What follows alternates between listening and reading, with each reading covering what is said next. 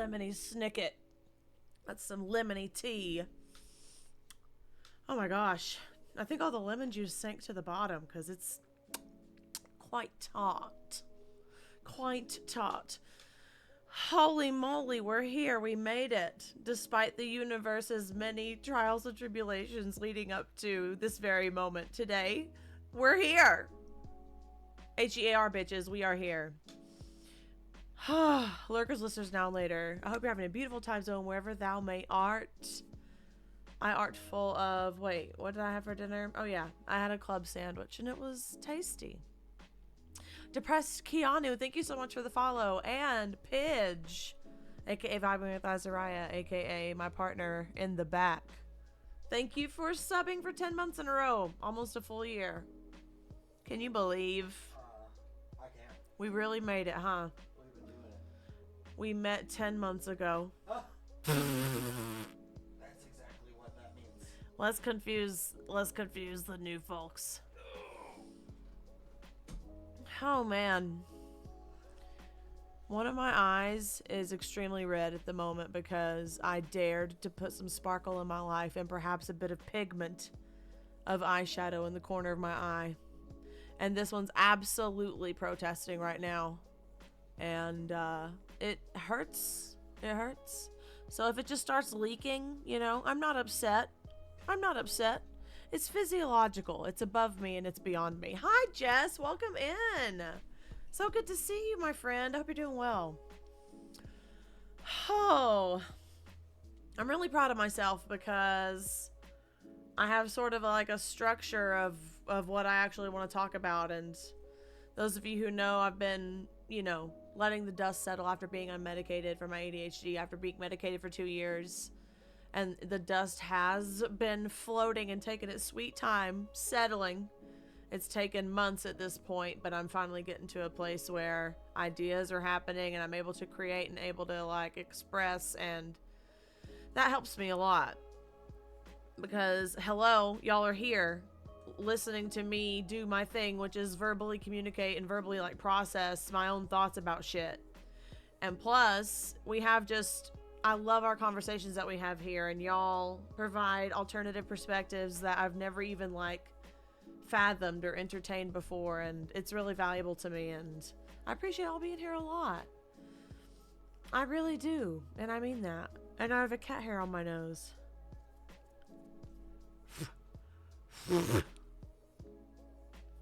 Wow. Who knows? Who knows if it'll come back, because I don't feel like it's gone. But I kind of want to just dive in. I have like 3 specific things that I kind of want to cover tonight. I was going to stream on Wednesday, but the spoons were not spooning, you know. And I also was going to write a piece about just like my life and being COVID conscious, but like, and again, the spoons weren't spooning, and the decision was made between both of us that it ain't worth digging into our lives any further than people already want to dig and already do dig. Who needs the IRS when I'm being audited for every purchase I make in my entire life? You know what I mean? So instead of having a piece there that I had to form out of my brain, I'm just going to like talk about it in contrast to the first thing that I'm sharing with y'all this evening, which... oh my god! If you don't know, you're fixing to know. So, I can't promise what the vibe or the tone of tonight's going to be, because I'm feeling kind of petty, but I want to keep it reasonable. You know what I mean? But also, I kind of just want to let it rip because it's my living room. That's kind of the conclusion I come to every single time I talk about this out loud on this fucking stream. But, fuck it. I feel like I hold my tongue quite a lot, to be perfectly candid with y'all. So I get to let it rip one time. You know what I mean? If I so feel moved. I'm not doing it just to do it, you know? I want to also be able to reasonably and logically describe things without getting emotionally involved. But again, 4 years into this thing and counting, it's hard not to. It's hard to contain the exasperation. It's hard to contain the I'm fucking over it of it all. You know what I mean? Because for those of you who are new here, I am immunocompromised, have been my entire fucking life. My own body has been kicking my ass in various ways, in various forms, at all ages. So, I've been taking the pandemic seriously. I've talked about my journey with, like, the period of time it took before I realized, oh shit, I need to take it seriously. It was a very short amount of time. Like, in the earliest days, I didn't know what to think of it. I didn't know much about it. Nothing much was happening. And fast forward to taking it seriously from, like, summer to fall 2020 on. Like, when I realized, oh, okay, this is something like, there's no vaccine for this yet, and this is serious. Like, this isn't just something that kind of peaked and resolved on its own. You don't hear about it much. But, oh my God. 4 years later, here we are. 4 years later, here we fucking are. And a litany of things have happened in all of our lives between now and then, or then and now, right? And if you vibe with my content and, like, dig my message and think my perspective is valid and see where I'm coming from and relate to me in any way, shape, or form, then you're probably some form of radicalized by the events in your life. You know what I mean? Because you have a heart that's beating in your chest and you're in tune with it. That's truly all it takes. Like, to pay attention and to actually not just bear witness, but understand the extent of what you're seeing. Instead of reducing it to what you're being told or what you're being made to believe, right? And it doesn't take very long or hard. It doesn't take a long or a hard look. It just takes a look. Like, I was on my friend T. Jamaica Pogue's podcast, Deconstructing Neuro, Beyond Deconstructing Neurodivergence. It's in my hub. I've got it, like, midway down. It's on YouTube. She's incredible. I love her so much. We were talking about this shit and, like,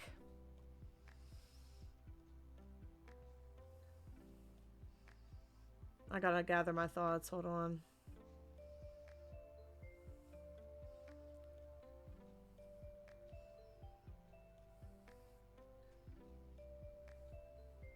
Because we covered so much. Because, oh, okay, we're here. Okay, we made it. Phew.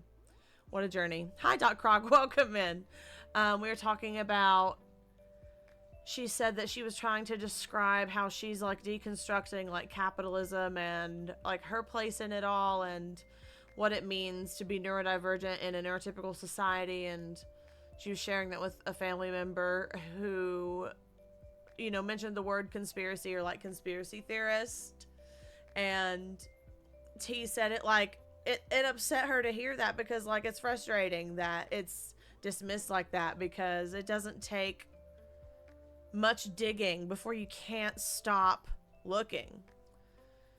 So many people want to feign a normalcy. So many people want to just look straight ahead and straight in front and just keep it that way. And I understand, like, a lot of people have to live that way out of necessity, and I'm not like trying to invalidate that for a second.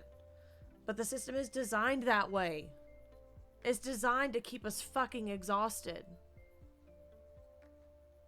The minimum wage hasn't been raised since, what, 2008, 2007? That's going on 20 years.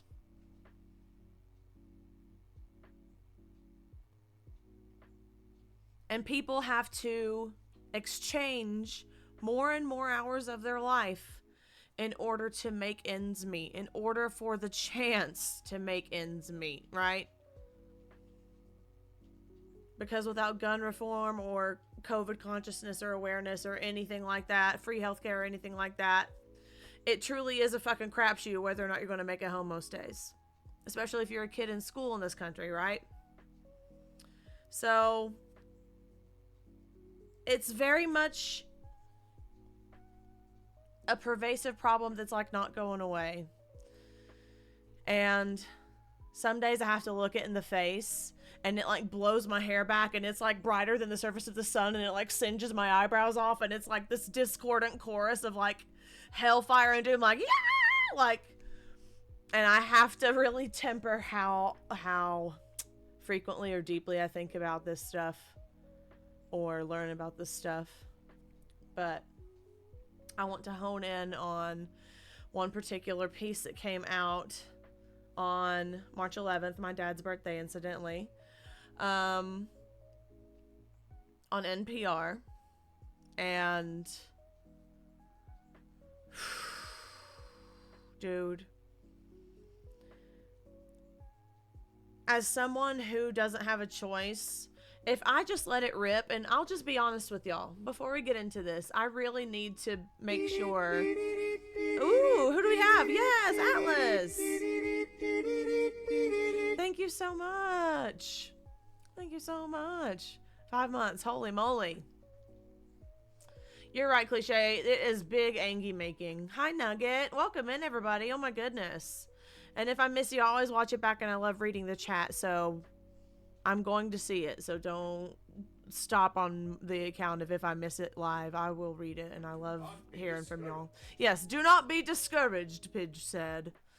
I need to hydrate my mouth before we continue, because Lord.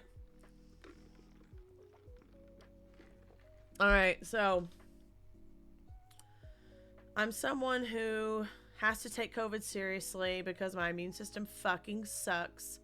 But I think that I have already had it, if not once then twice by now, just thinking of all the times I've been exposed to it and all the times that I was too lax in the early days and then felt weird after, you know what I mean? Just like retroactively, but I've never tested positive for it.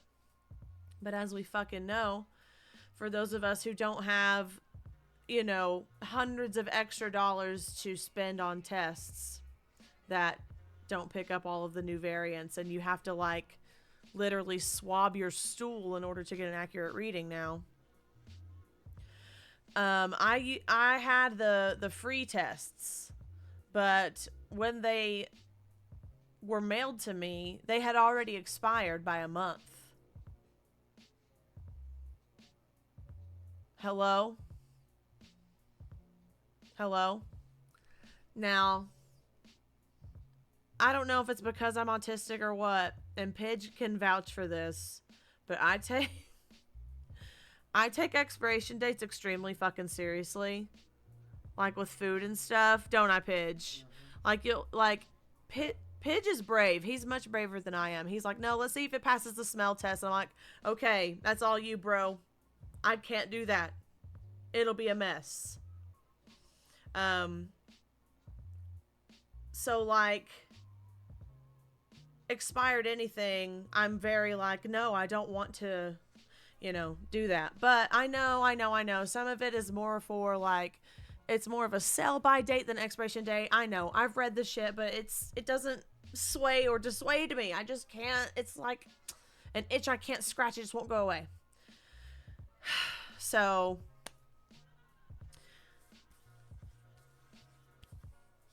I'm sorry to hear that, Atlas. Hey, you're good. Thank you so much for being here nonetheless. All the love to you. Vip, that's you. You're the VIP, bitch. Good luck. And don't fuck it up. Lord, if you're just joining the me stream in general, the train of thought has many stops that are not on the map, not on the list, not on the radar. So, but we're vibing with it, especially when my edible kicks in right after dinner, which is what happened this evening, because doesn't it always? I don't know. I want to move on. So, I'm going to read this article to you. Let's go over. Hi, I'm over here now. Do I need to move? I feel like the chat's up here, so that should give y'all plenty of room, and I'm good down here. Okay. So this came out on my dad's birthday. Incidentally, not related. But also related it was also the author's husband's birthday. Right. That's much more related. That's much more related. Exactly. That's much more pertinent to this evening.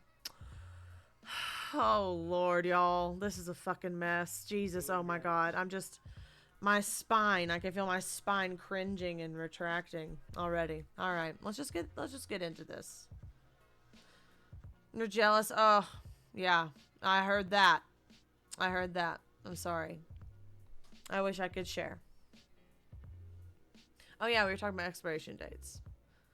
Yeah, that's fair. Hey, I have eaten out of necessity before, like, things that don't go bad but go stale, like crackers, Rice Krispies, Triscuits, even chips, you know, like anything like that. But stuff that gets, if the texture changes too much or the smell, it's the smell for me. I can't do it. If the smell changes too much, it's got to go. And I can't even be the one to determine that. It's gotta be. It's gotta be pitch.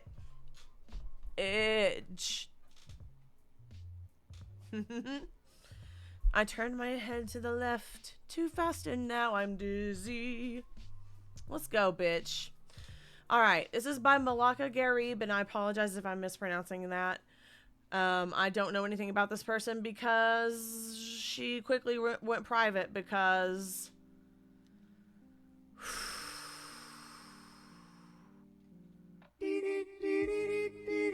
Wamba, thank you. Thank you so much. 6 months in a row. Oh my goodness. Thank you so much. I appreciate you. She went private real quick after dropping this article. What I find interesting is that her husband tweeted,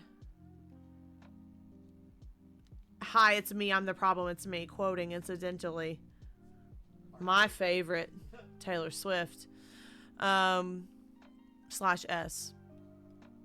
On his birthday, y'all. Come on. Let's just get into this. If you haven't read it, I apologize in advance for the rage that will see through you if you haven't had a choice but to take COVID seriously. Now, before I get into it, I also want to acknowledge that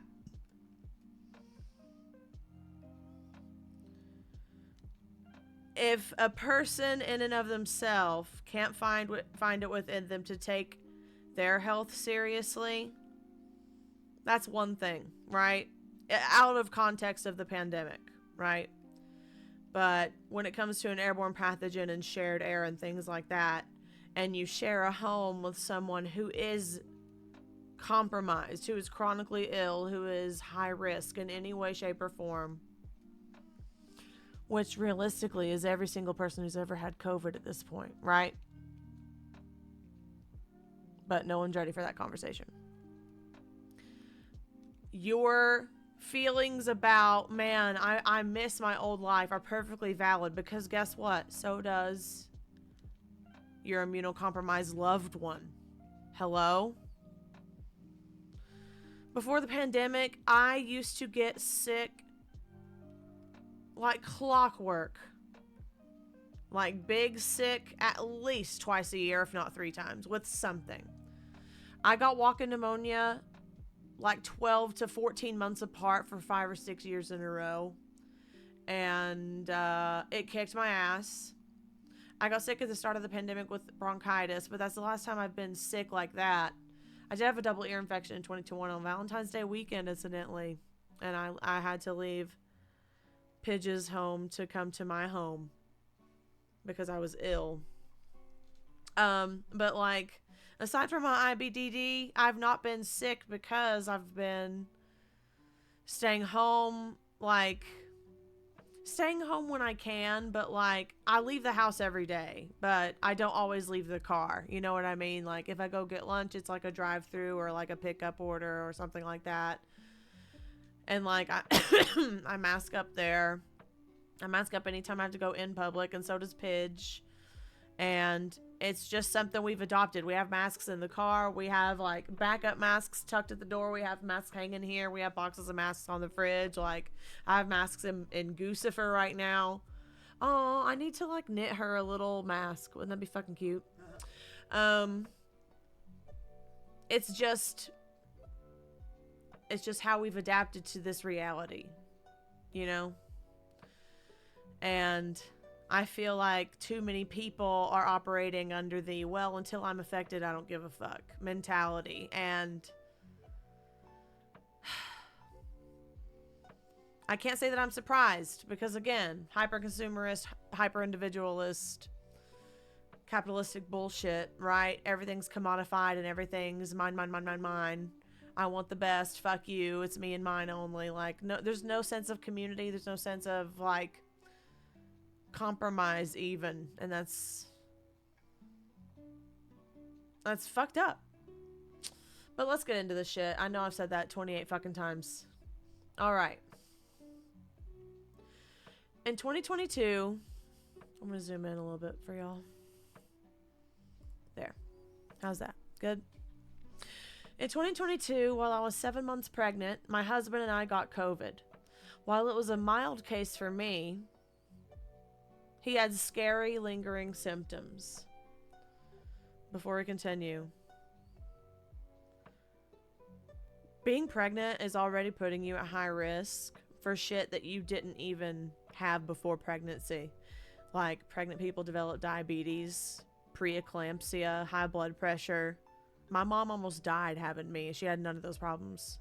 And I was born like a month early. Having COVID on top of that, baby.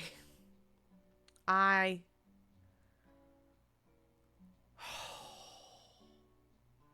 want people to lose the idea that that if you didn't feel it, then it was a mild case. Because as anyone reasonably understands, your organs can undergo damage. Things can grow, things can happen, and you won't feel them until something goes very wrong and you have to go to the doctor. One of my family members, I found this out days ago, and it makes me so fucking angry, has been sick for like a year at this point, if not over a year. Like, constantly not being able to hold anything down, in and out of the hospital. And they've lost probably over 100 pounds at this point. And finally, this past week, after a year of just not knowing and treating it like a stomach bug or not really scanning anything, they found out that it was their gallbladder. And that they're going to have it removed or it will go septic.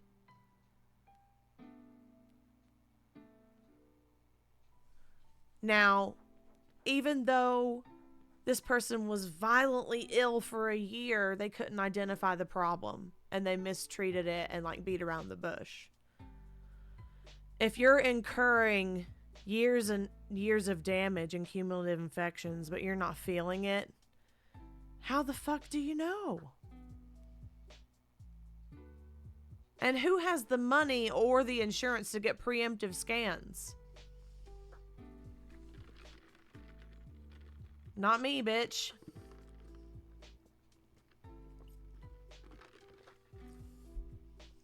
All right.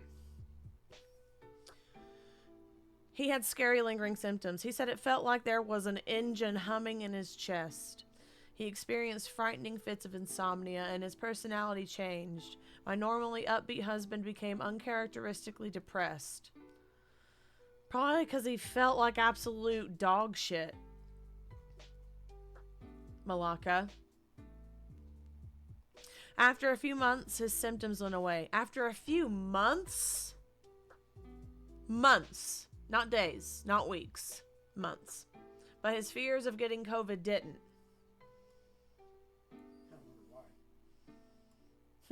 Let's see.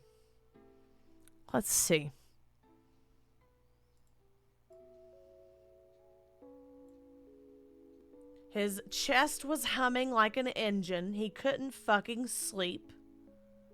And he probably had trouble like eating and taking care of himself if he was like, quote, uncharacteristically depressed. For a few months, she said. Doesn't say how many. but then calls his understandable not wanting to go through that again fears. And excuse me for, if you haven't read the article already, not being open-minded about this. But it's just foreshadowing to the tone of the rest of this article. He is immunocompromised, and his doctors warned him that if he got sick again, it may complicate his autoimmune disease. Plus, he didn't want to repeat this traumatic ordeal, especially with the baby on the way. Hello? Those aren't fears. That's rationality.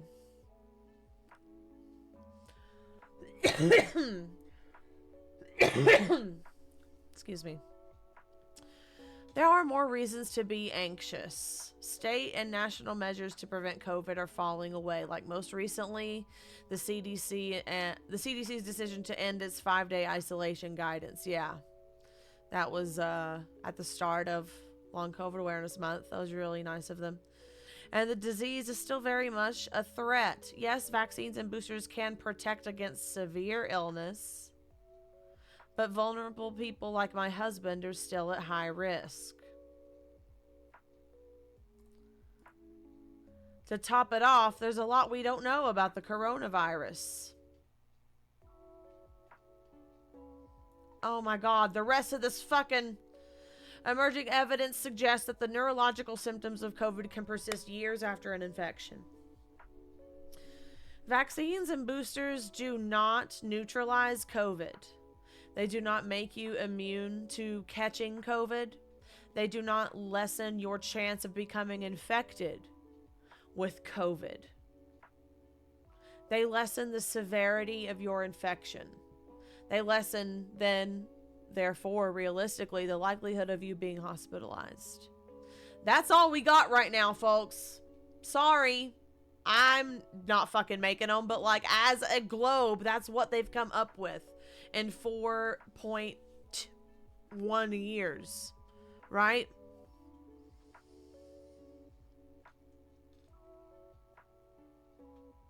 And people are all too willing to go along with it because, of course, living through a pandemic fucking sucks, right?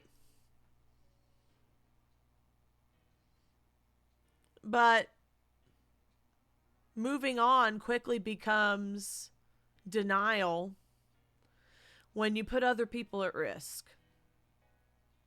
And you do that by existing in public without wearing a respirator. Period. That includes at your favorite restaurant. I'm so sorry, Malaka. I know how much you miss brunch. And you're going to talk about it at length. I know that. But vulnerable people like my husband are still at high risk. High risk of what? COVID kicking their ass? Because I'll tell you right now, everyone's at high risk of infection. Vaccinated or not. Especially if you're raw dog in the air everywhere you fucking go and you travel all the time. And go to large events. You're playing roulette with your health and the health of everyone around you. And I'm so sorry to be the one to tell you that. To top it off, there's a lot we don't know about the coronavirus. Exactly. Rewind 5 minutes. Exactly. Emerging evidence. Oh no. Oh, I hate that shit. Oh God, go away. No, stop. Why dim? Click again. Boo, please. Alright. I'm moving on. You have a baby on the way? Yeah, okay. So why would you want to catch COVID over and over again? I'm so sorry. I'm so sorry.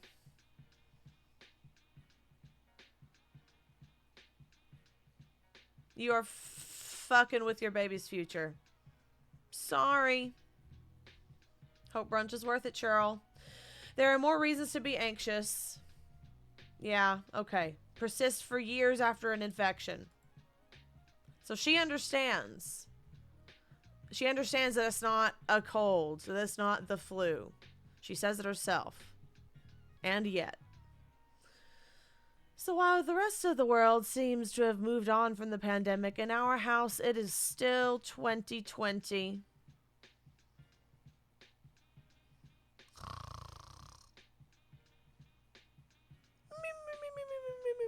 That's all I'm hearing right now. Me, me, me, me, me, me, me, me. How many times a day do you look out your window and sigh, forlorn? 3 or more, I'm guessing. We wear masks when we go into public indoor spaces. Good. It's 2024. You're doing that. Fuck yeah. Because it's not still 2020, boo. It's 2024. Letting it rip has caused it to mutate to fuck beyond the capacity of current testing, at least in the US, and vaccines. And people can't fathom long-term effects and long-term damage until it's too late. It kills me, dude. We don't eat inside restaurants. We don't go to movies. Good. We don't either. Nope. We wait for the movies to come out and then we steal them. We...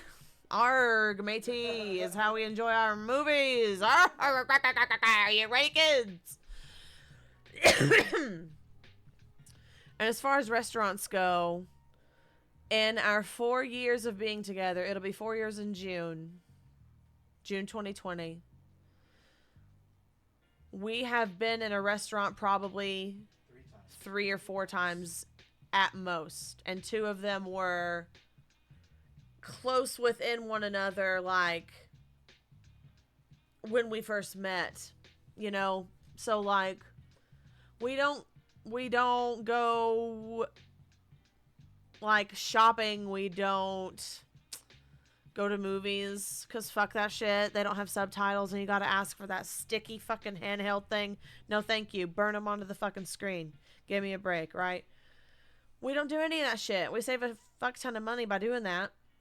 Pidge cooks all the time, and he's phenomenal in the kitchen, and he loves to cook, and he's passionate about it, and he experiments and we try new things. And just because we haven't spent a lot of time out in the world spending money that realistically we don't even fucking have, we are A, keeping ourselves safe, and B, building a life for ourselves that exists in the capacity of our comforts. And both of us, specifically in our case, being late discovered neurodivergent, that is, both of us being ADHD, we have lived in nothing but fucking chaos and upheaval and instability and turmoil and isolation and being misunderstood and not being able to just breathe and take a load off and just fucking be ourselves. So like that's the most important fucking thing to us, and that's what we've been able to do, and we love it. Like it's one of the things, it's my constant. It's the one thing in my life that like grounds me when I start spiraling and I'm making something, or I'm reading about something, or learning about something, and I start spiraling. I have to remember the pocket of joy in my little bubble that we have cultivated for ourselves and our family. Makes everything worth it. Everything that I've gone through, everything that he's been through, like it's a common misconception from people who are denying the existence of COVID to be like, well, just rot at home then. Yeah, I spend a lot of time here, but I also spend a lot of time out and about and driving and stuff to clear my head. I've done that for years.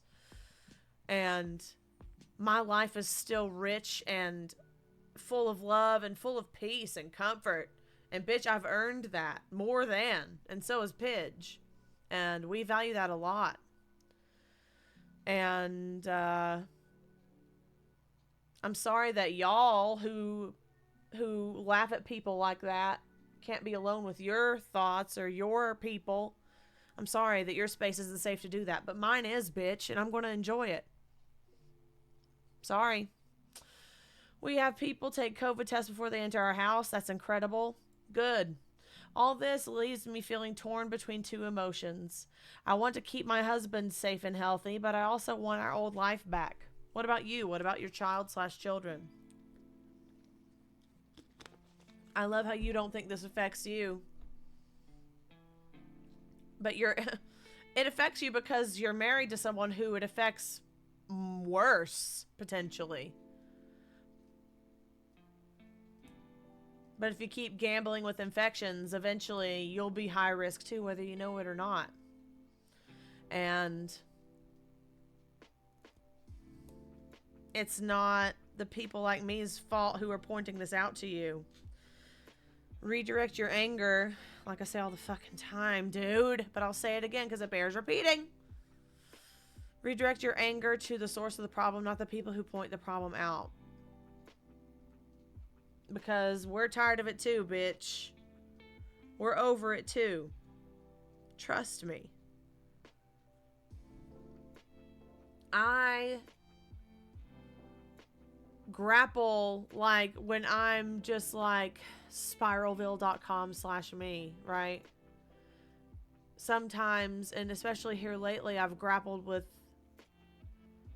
well, what if I just stopped? You know? But like, to me, knowing what I know about my health and knowing what I've already fucking been through with illness and everything, and I'm even more high risk now with asthma than I was before I had asthma, which sucks even worse. That's an ideation. Like, it's very much like, just like walk into that car real quick, just like, whoop, you know, it's just very much a fleeting thought. But I still have it, and I have to value myself more than that, because even though my life is of peace and comfort, it's very much still, you know, hand to mouth, paycheck to paycheck, and doing what we can and doing our best, like every fucking body else. You know? And if I were to get sicker long term, or if PJ were to get sicker long term, sick at all long term, our life would only become worse and more expensive. Just to look at it from like a quality of life standpoint and like logistically. But like, I don't want to be fucking sick. That sucks. Why would I want to go in an overcrowded bar where everyone is smoking for 2.5 hours and leave with a headache and have to wash my hair because it smells like a Marlboro Red and get sick with COVID? Like, bitch, none of that is worth it to me. None of that is worth it to me. Like, I literally tweeted about this. Like, there was like a study that came out. It was like, more and more people are preferring streaming over the movies. And I was like, because we have, I can't remember what I said, but I was just like, subtitles, the pause button, weed, cats, no COVID, a bathroom, the ability to talk, lights, our phones at home. Like, and we aren't $50 less. Because for us to go to the movies nowadays, bro, it would be close to $50. I have no doubt about it, because you know I throw down at the popcorn station. I actually went to the movie theater the other day, and it was one of those that the concession is in the lobby, so you don't have to have a ticket in order to access the concession, which I love. So I walked in there, masked up, of course, K95, and I just walked straight past the ticket booth and got a large popcorn, and it was like $12.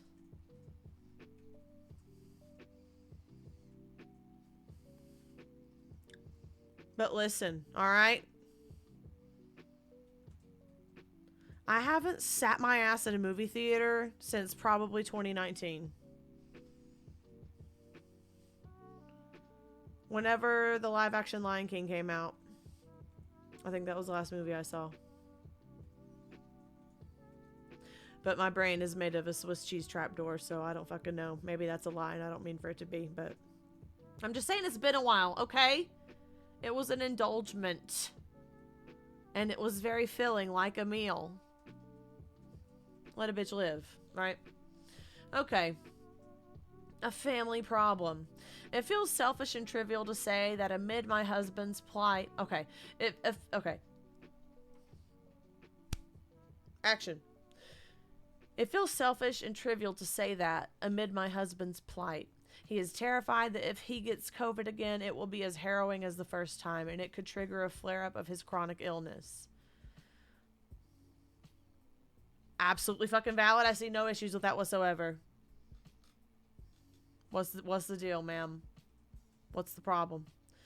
But my feelings as his spouse are valid too. Of course they are. That's what I was saying earlier. But when your husband's health comes into play, if you won't take yours seriously or your child's seriously, then his health is more important than your comforts. You have to adapt, right? It's called triaging. You have to like take care of what's the most vulnerable, what's the most pressing, what's the most urgent, what's the most urgent by way of consequential, if not paid attention to, right? You know what I mean?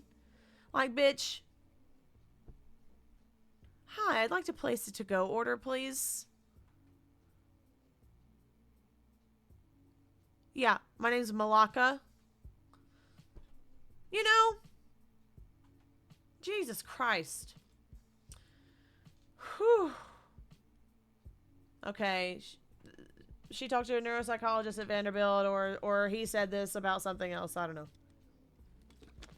Okay, he wrote a book, Clearing the Fog from Surviving to Thriving with Long COVID. This author said, there's this sentiment that if spouses of those who have experienced long COVID complain, they're missing the real victim. But that's problematic from so many standpoints. For one, it fails to recognize that long COVID is a family problem. Of course it is, but it's more than psychological. And it's more than just that person. Like, what I'm saying is, this is implying that if one person is experiencing it, the other family is experiencing it, like, indirectly. But what these people are failing to realize is that it's a fucking dangerous airborne pathogen that affects nearly every system in your fucking body. And it affects you all the same amount. Same amount. At this point, you're borrowing time. You're borrowing happiness from later. You know what I mean? Because these cumulative infections don't just go away. You're racking them up, dude. Stacking them up.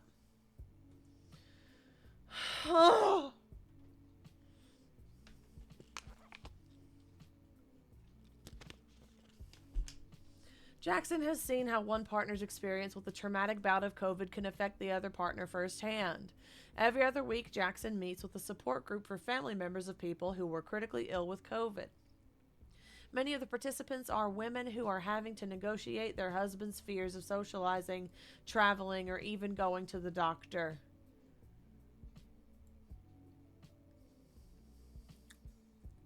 All right.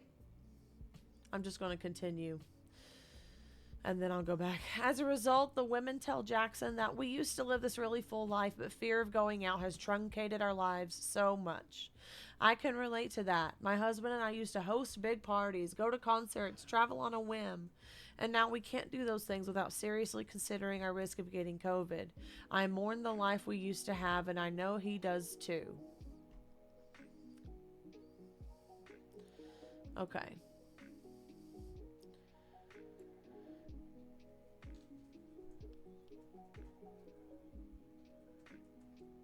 I feel like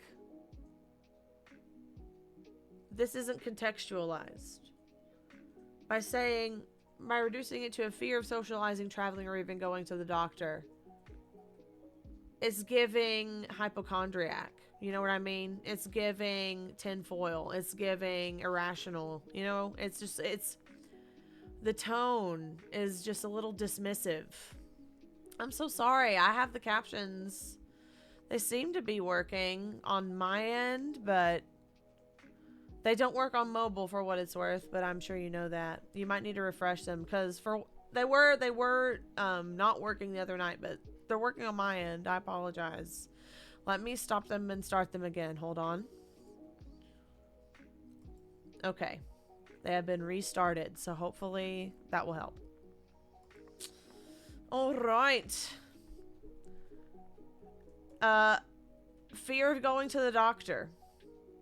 Because As y'all have heard from me before, / already know, I didn't mean to sing that, but here we go.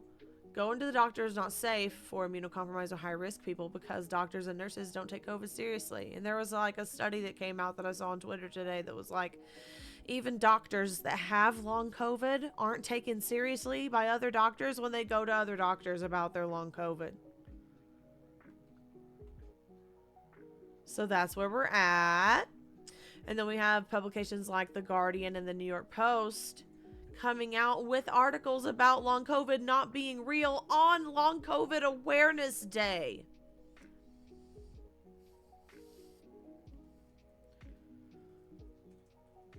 Those articles are going to age like that block of Parmesan cheese in our fridge, all right? It's not going to go well. It's not going to age well. Yeah, I apologize if the captions don't work. Womp, womp, womp. Yeah, we'll have it fixed by next stream. All right. Life used to live, yeah. His feelings, yeah. Yeah. And I know he does too. But brunch. Compromising on risk. Jackson says the main problem area he sees with couples in this situation is their individual assessment of risk. That's actually been one of the biggest points of contention between me and my husband.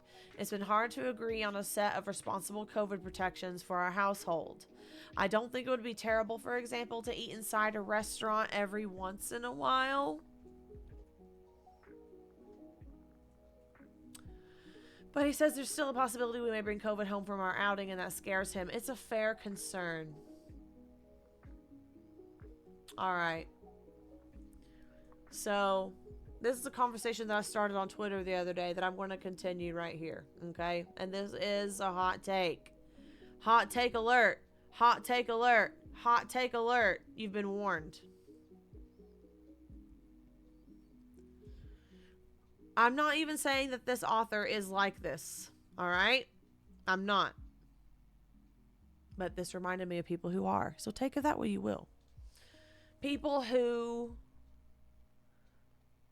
are like, well, if you don't want to go out to eat, then just stay home. But I'm going out to eat. Because I have to have my blah, blah, blah. I have to go to my blah, blah, blah. Me, mine. You know? Those people.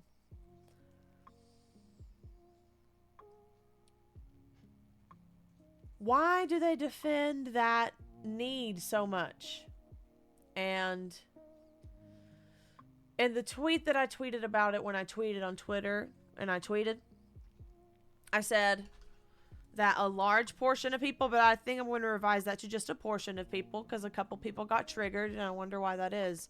But I said there's a portion of people out there who need to be served and or need to have the ability to like play mind games with the wait staff or with whoever they're dealing with in customer service in order to feel alive, in order to feel complete, in order to let off steam, in order to feel valid, in order to fill a void in their life. I don't fucking know, right? And a lot of people got upset by that. Not a lot, a handful. It kind of popped off, right? And then I had some boot breath patriot Chadley, because isn't he always, come in talking like, you ungrateful wretch, these people provide for you and you're just a woman and you need to just be quiet, right? And someone else tried to talk to him. Wasted, my opinion, their precious time, but they took the time to try to talk to him about it. About this one person talked about their daughter working in service and how they had to do things that were not in their pay grade whatsoever, that are gross, you know, that I won't get into because gross. And this person essentially said, and I'm by essentially I mean he literally said, quote, your daughter greatly exaggerates and needs to find new work. So, I took the opportunity then to tweet out, hey, attention, hello? If you've worked in the service industry, what are some of your like horror stories? Your like scariest ones, your worst ones, the ones that haunt you. I want to know because some people think that we're exaggerating, so let's show them how bad it can get. And later on, at the end of this stream, we're going to go over the response because it has almost 26 million views, and I did not fucking expect that at all.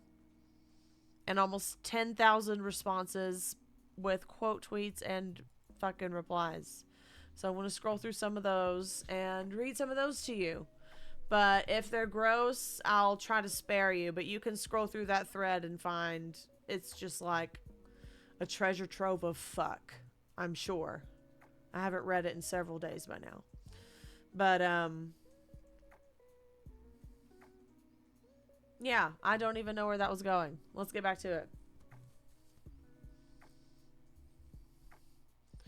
Yeah, restaurant every once in a while. Is it worth it? Let me work it. I'll answer that for you, Missy Elliott. No, it is not worth it. Because if you go to the restaurant on fucking Tuesday and Saturday instead of Tuesday, Wednesday, Thursday, and Saturday, people are now having to work while positive for COVID. I don't know if you know that. But that's how not seriously we're taking it, and that's how quickly we're speed running society into the fucking ground. Because now they said, as long as you don't have a fever, you aren't, like, required to stay home. And like I've said already, that's not how COVID works. Those of you who are current on the data know that that's not how COVID fucking works. So, whether you go to the restaurant once a week or 3 times a week, Sherry, doesn't make much of a difference. I don't know why I made up the name Sherry. Malaka, James, whoever said that. In these situations, Jackson says, compromise is key. I wish I had an echo effect here.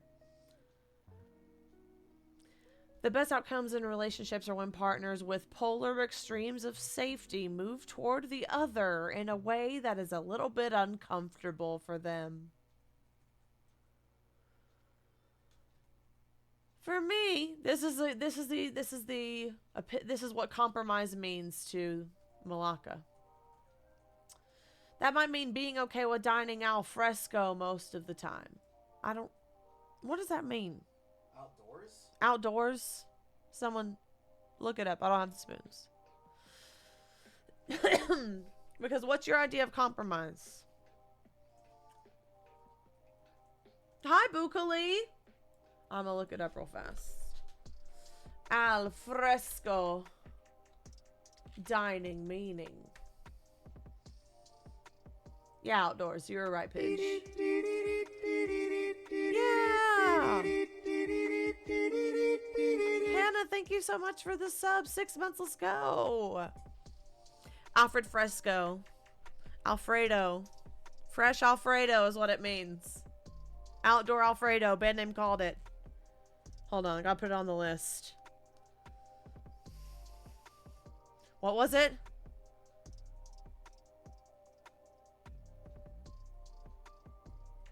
Alfredo fresco. Oh, outdoor Alfredo. Thank you.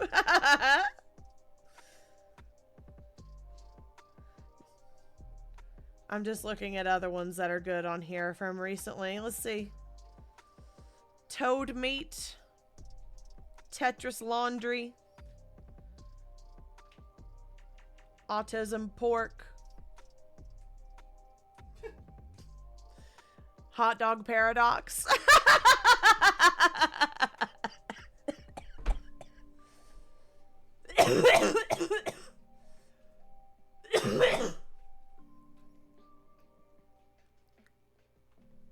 That one about killed me. I regret to inform my haters I lived. Alright. Maybe less. Okay, all right, okay, okay, all right, all right, all right, all right, all right. Now, ladies. Yeah! Compromise. Now, let's talk about what that actually fucking means, right? If someone's life or health is at risk, it is no longer a 50-50 compromise. This meeting in the middle type shit. This, oh, only play Russian roulette 2 times with me instead of 0, please. I dislike her now for using alfresco. Bean! Hi, Bean! I love you, Bean. I love you. Yeah, using alfresco. Just say outdoors. What do you say? That's, yeah. Thank you. That rubbed me the wrong way as well. And I'm not ashamed to look shit up when I don't know it, because I like learning things. Who the hell doesn't? A lot of people, actually. Compromise is key. Right. Okay. So your Bloody Mary is worth 2 new acquired chronic illnesses in your household? Do you hear yourself, girlfriend? Do you hear yourself, wife and mother? I would call that a good outcome if a couple finds a way to whiskey. Thank you, whiskey. Oh! It's just gum, and it's not even been opened yet. I dropped my poop pillow and the gum. If I chew gum, y'all won't like it. Oh. Okay.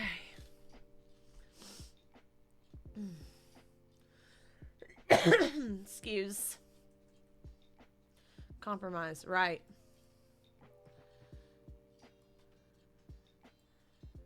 I'm so sorry, you know? I'm so sorry that you're putting your partner at unnecessary risk for the sake of your convenience. Not even something that's required of you. Something that you're choosing to go do because you have FOMO real bad.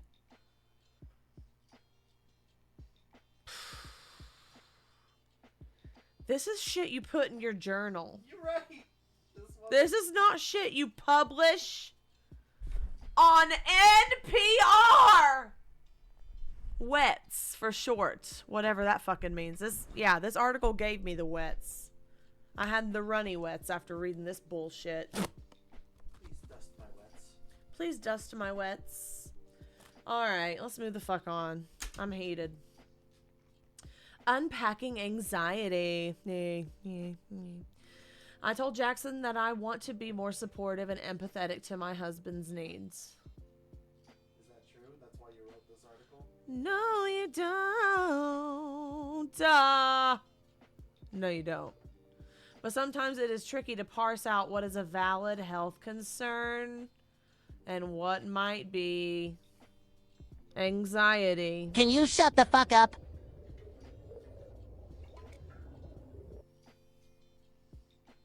I can't do this.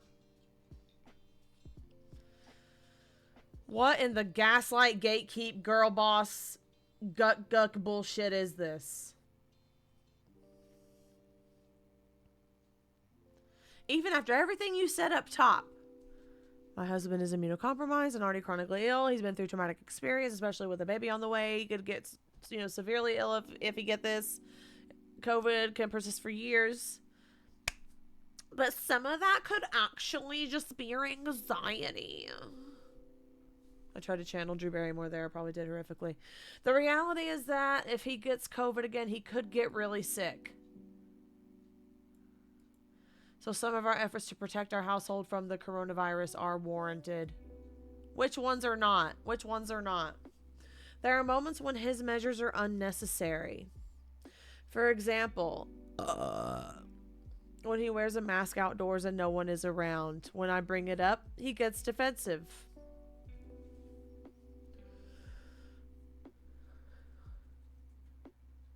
Now, having personally just come off the heels of defending myself against swaths and swarms of Zwifties who don't know how airborne transmission works and thinks that COVID comes with a measuring tape and thinks that air doesn't travel with wind. COVID lingers in the air like smoke. Just because you can't see it or smell it doesn't mean that that's not true. And the other day, I was coming home with my lunch, and there's some construction going on across the street from me. Maybe 150 feet. I don't know. Close. I'll say close. That's probably a good estimate. It doesn't matter, right? Close but far. I can't hear you unless you're shouting type distance, right? And when I got to my door to unlock it to come in, I smelled cigarette smoke. And I looked around, and it was the person across the street smoking a cigarette 150 feet away from me. And knowing what I know about COVID lingering in the air like smoke,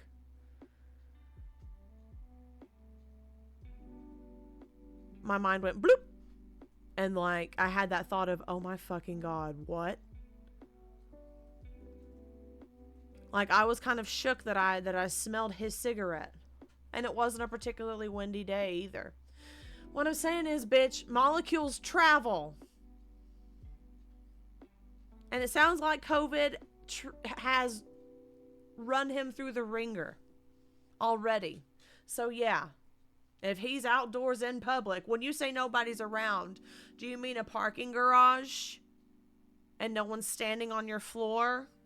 Is that what you mean by nobody's around? There's some vagueness going on here.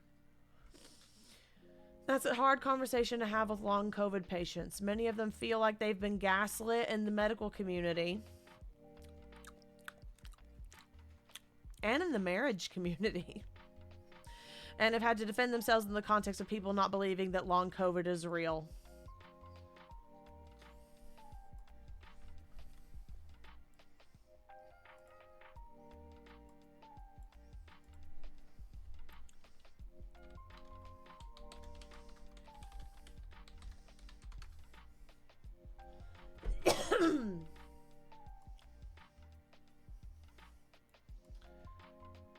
This came out yesterday. I thought it was satire. Yesterday was Long COVID Awareness Day. People not believing that it's real, that's putting it fucking lightly. People who otherwise don't know anything about it are also being told that it's not real. And they're acting according to that information. Because, they don't want to have to wear a mask again anyway. It's really inconvenient. Plus, I have this new lipstick that I really want to wear. Bitch. Working and wearing a mask, working in public, the short amount of time that I worked after the businesses opened to back up and I quit, I had to wear a mask. And I didn't have to wear lipstick. It was fantastic. Give me a break, Linda. You know? But anyway. So approach this topic with care. This is giving advice to people like Malaka who want to go to brunch, but they have a sick spouse, right? You don't want to invalidate your partner's emotions or tell them how to feel, says a clinical health psychologist at Stanford who studies the relationship between family caregivers and patients with chronic illness. Saying things like, you're making a big deal out of this, for example, is not useful. That's absolutely fucking correct. Absolutely. Instead, make sure that it's science that is contributing to the beliefs he's having around COVID precautions and not other emotions like depression, anxiety, or anger that may be affecting his quality of life.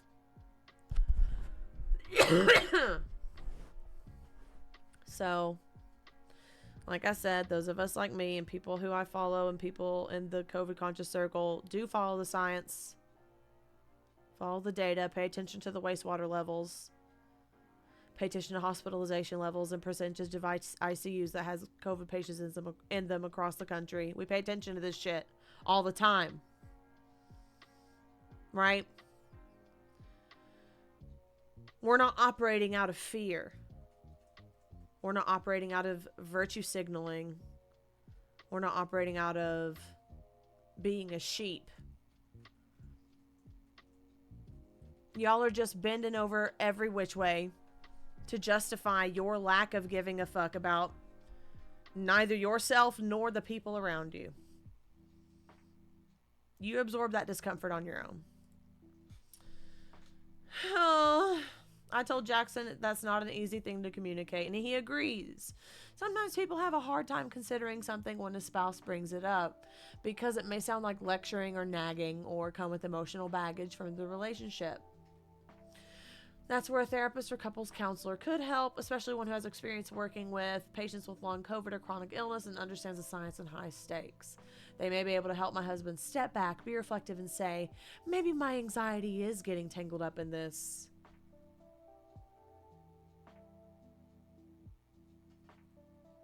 Sorry, I'm just recovering from the whiplash that I suffered by reading this short paragraph. Understanding the science and the high stakes. And in the next fucking sentence say, maybe I don't know, maybe I am a little wound up lately. Maybe I'm drinking too much caffeine. I don't know. My anxiety's a little jittery. Maybe I'm a little overreactor over here.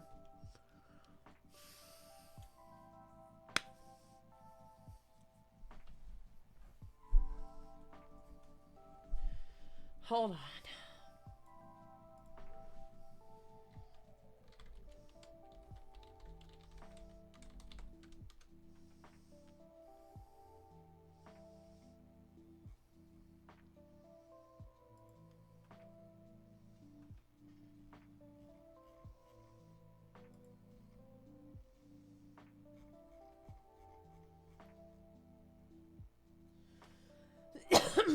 All right.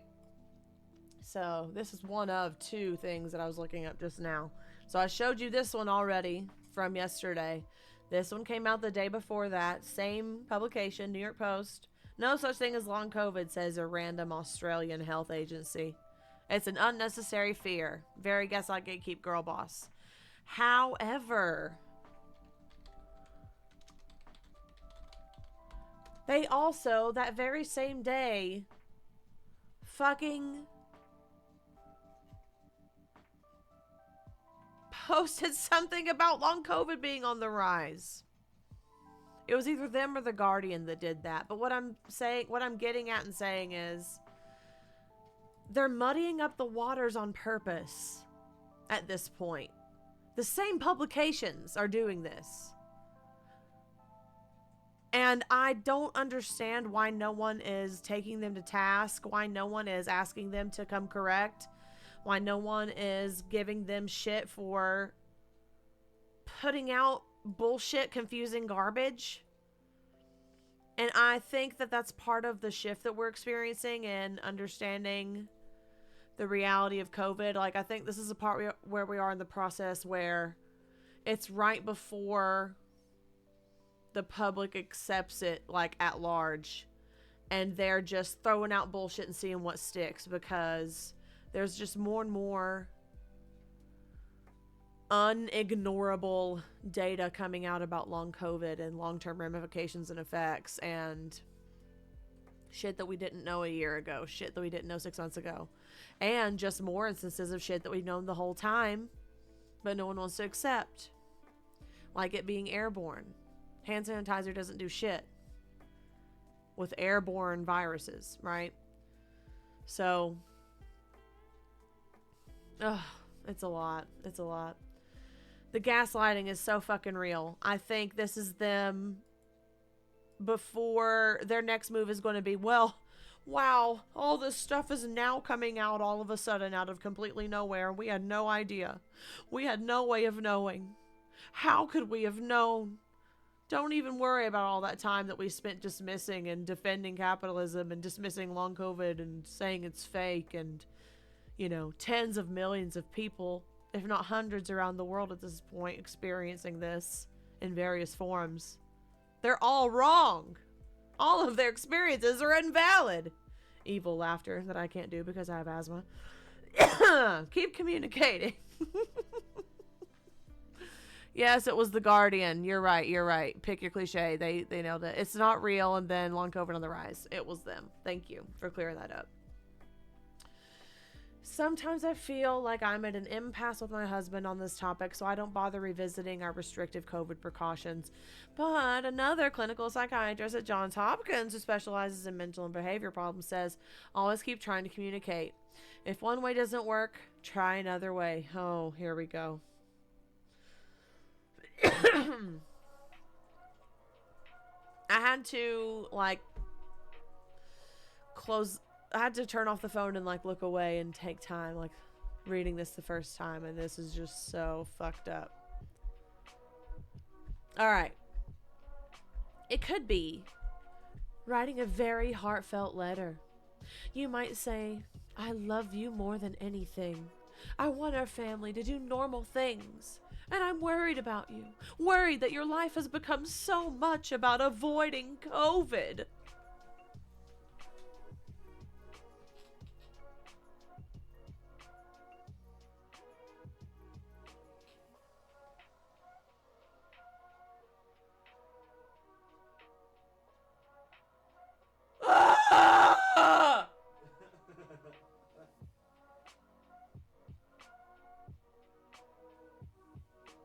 I can't do this. I can't. All right. So sorry. Where is your fucking shit from? Okay, so you're at Johns Hopkins, right? You specialize in causing mental problems with gaslighting people like this?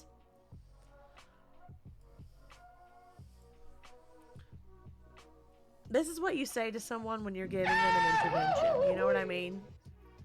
I'm worried about you. I'm worried that your life has become so much about avoiding COVID. It's almost as if their life is at risk if they don't. Huh?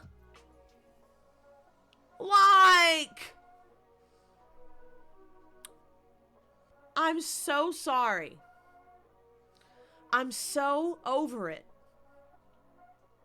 I'm over it. I'm over the lack of introspection. I'm over the inability to decenter yourself from the fucking universe for just a second and consider the reality of which you are contributing and participating in.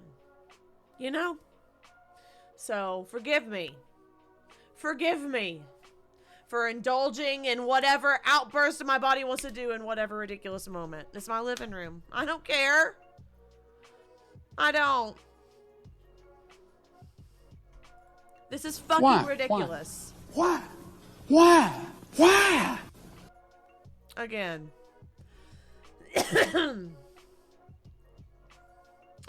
Why are you so worried? Just swim in the orca tank with me at SeaWorld. They won't bite. Yeah. Oh, mamma mia. You know, I saw a lot of people talking about how you can replace COVID with shark attacks. And it's like, oh my God. It's so outlandish. It's so blatantly outlandish when you replace it with something that's blatantly outlandish and overtly violent, right? And like I said, and like the fucking title of this stream says, I think, yep. Gaslighting pandemic articles. It's not just this one. It's the ones that I just showed you. You can look it up yourself and read them, and they're fucking infuriating and dismissive, and especially if you're experiencing long COVID. And whether my asthma is a form of long COVID or not, it is something I have developed and I have to deal with. So whatever it's called, it affects my life now, and I've had to adapt and get new things from my house that I need to help me fucking breathe. And it's ignoring that would be fucking ignorant, right? It would be not adapting to reality. It would be suffering pointlessly, right? But making changes and adapting to reality and using a humidifier and having heaters on when needed and monitoring the CO2 and making sure that, you know, I always have an inhaler with me and like adapting to reality is literally part of being a human on this planet. And in the time of an airborne pandemic, I'm so sorry. None of us asked to be born, to whom or to where or to when. But you happen to be alive during this pandemic. And adapting to that reality means doing your part. Is what it should fucking mean. And yet here we are. So no, fuck this gaslighting bullshit. Moving on. Don't forget to ask your partner how they feel too. Is this the life that he wants?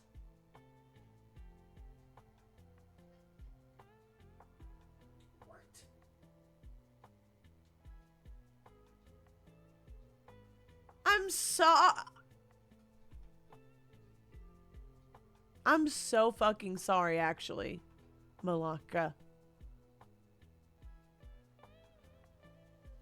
Or, actually, Malaka didn't say that. Laura Murray. Does he foresee an end to this? Is he developing a neutralizing vaccine? Does he have a crystal ball? Is he omniscient? How the fuck would he know? Is this something he would like help with? I love that that's tacked on at the end as an afterthought. Right?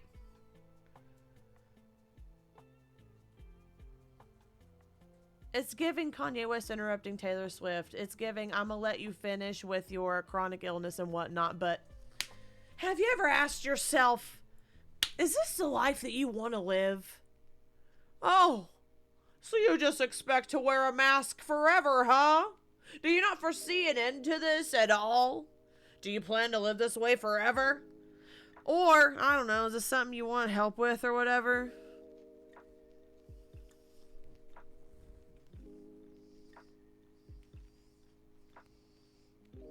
Please. Please. Please. That may make it easier to segue into a more productive conversation about solutions and compromise. I am so sorry, but if someone comes to me and starts with, is this the life that you want? You know, something that's completely beyond your control, and yet you're putting the onus on me in order to make it feel like it's my fault that I'm immunocompromised and I don't have a choice but to take this seriously because no one else around me fucking will, including you, wife that I married. Fuck me. A little gratitude goes a long way. Does it? Let's see. Instead of narrowing in on what's not working in your relationship regarding this matter, focus on what is, says someone else. It's not Malaka, and I don't really care. We do have strong scientific evidence from couples work that to get people on the same page, you need to have empathy and gratitude for each other. On paper, that's correct. Malaka is not checking either of those boxes. Like I said, you shouldn't have put your journal entry on NPR, sister. Keep it in the drafts. For my husband, that might mean him telling me something as simple as...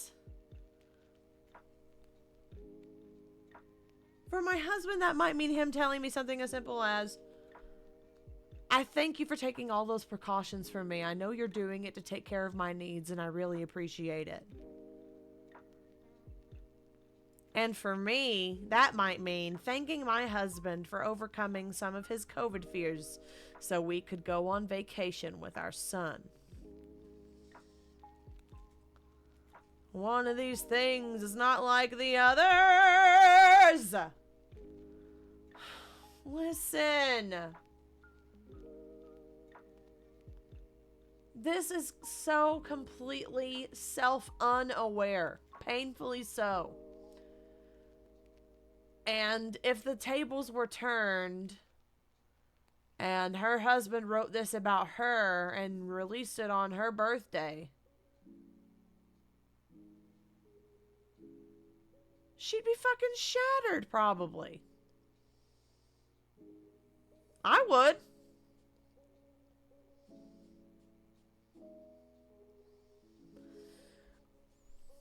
In our relationship, we don't, like,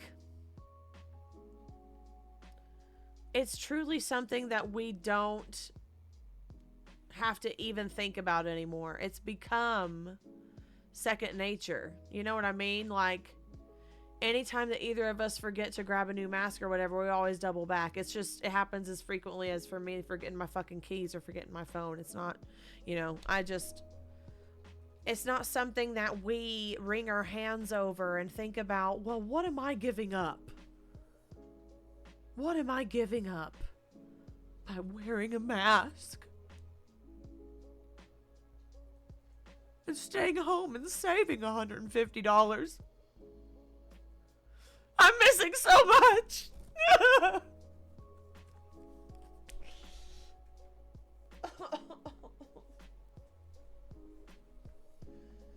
Listen, this is turning into a dramatic reading. Let me live my fantasy, okay?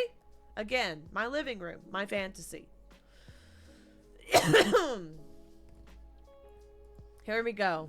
She's about to make her immunocompromised husband get on a plane. And spoiler alert, she's about to shit on him for taking precautions. In January, we flew halfway across the world to visit family in Dubai. At first, I thought that the stringent COVID precautions that he was taking to protect himself on the airplane were over the top. In addition to wearing an N95 mask for 13 straight hours, he kept a personal air purifier at his seat at all times. Please tell me what about that was over the top. You think you get good air ventilation on a plane? You think spending more than half a day on a plane, a pill pod in the sky with a bunch of sick fucking people, whether they know it or not, you don't think you're not going to get fucking sick? Or spread it someone else? A mask is bare minimum, keeping you and yours and the people around you safe. Was it the air purifier that made it over the top? Bitch, I would have done the same fucking thing. I will not be caught alive or otherwise on a plane anytime soon. But if I were in this scenario, I would do the exact same fucking thing. For 13 hours, Jesus Christ. Yeah, I wouldn't take it off to eat or drink. I would be miserable. Like, think about that. Right? She's not thinking about what he already has to give up in his life out of necessity. But the things that he is being made to do, the position that he is being made to be in because of her. Ugh. All right. But now I can see those actions for what they are. He was doing everything he could to make the trip work. In his way, he wanted to see me happy. And that's how it ends. Yep. That's...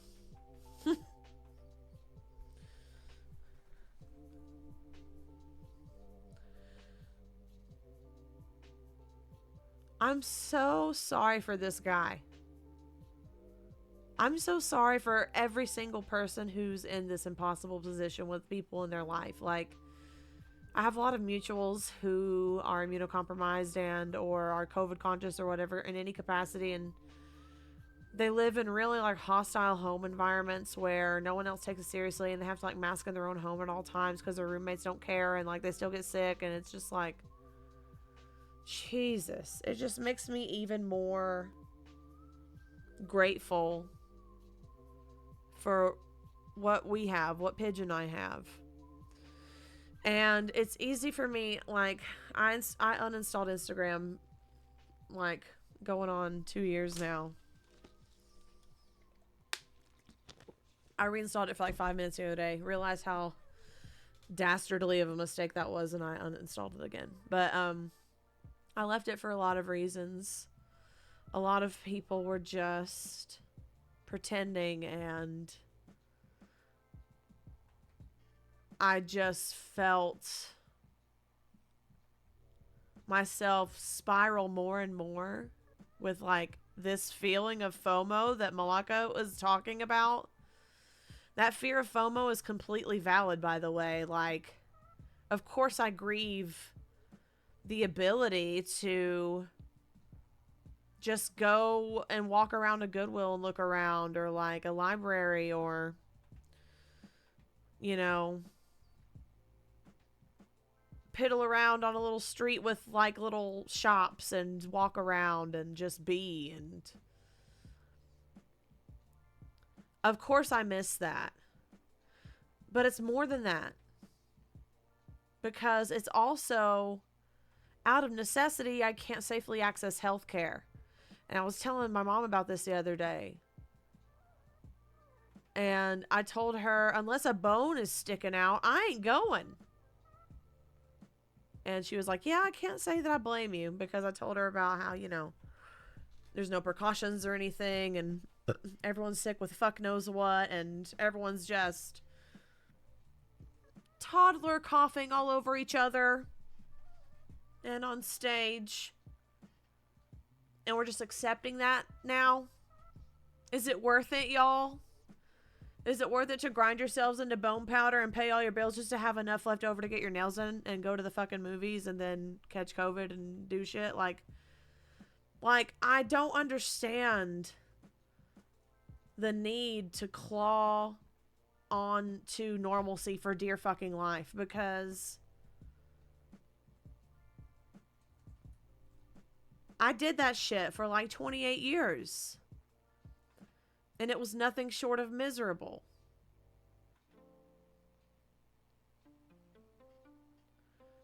And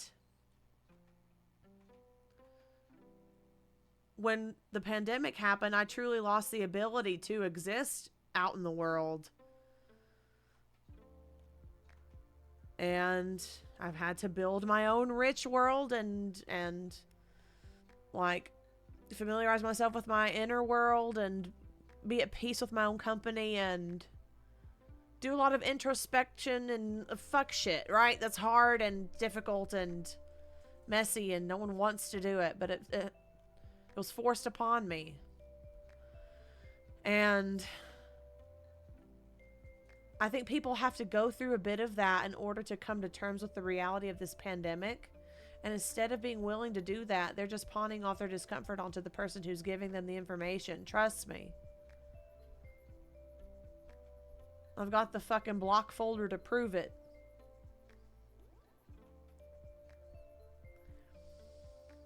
But this article lit a lot of people up, dude. Myself included. And, I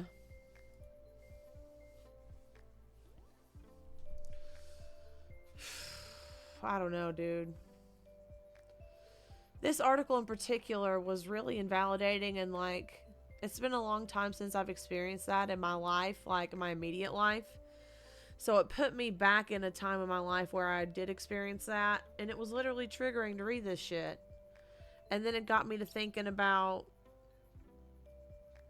how I would be faring right now in previous relationships with this pandemic, because even though I know I'm immunocompromised, I was also, for my whole entire life, to my detriment every single time, a people pleaser to my very core, and put myself dead spanking last every single time. And I know, I can almost say with certainty that even though I know that my immune system sucks, and I've always known that because I've lived it, I don't know if I would put my safety above someone else's comfort or someone else's want. Because my whole life would drop everything to go do and go be and go get for everyone. Always. And I ran myself fucking ragged. And then when I started finally enacting boundaries for the first time and choosing myself, all of the people that benefited from me being like that fell away. And good riddance. Don't need you. Because I don't need people who benefit from my suffering, who benefit from my self-neglect. That's not love. That's not friendship. That's not caring about another person, you know? So the community quickly stood up and spoke out and said, you know what? No, we're actually fucking sick to death of being treated like this by our loved ones and by everyone around us and by the media and by everything who is denying the existence of something that we know to be very true. Like talking about long COVID, talking about the pandemic. It's real. It's going to be real tomorrow and the next day and the day after that. And I kind of am done with this article. It took a lot of spoons for me to read this, and it put me in kind of a sour mood. And I kind of want to like wash my hands of this and take a BRB and then just come back and do something completely different. So I think this is what I'm going to do. So yeah, after this, we're going to talk about those we're going to share those horror stories, some of them, from the service industry. Now, there are almost 10,000, and I just am going to like scroll through and find some that aren't too gross, but y'all can go on and read them to your heart's content. I wish Twitter had some sort of chronological order. It's just kind of a lawless wasteland, as we all know, but I'm going to do that after the break. So go ahead, stretch your limbs, snack them, drink them, smoke them if you got them, and we'll be right back. My button doesn't work on my Steam Deck anymore. Oh no. Let me try again.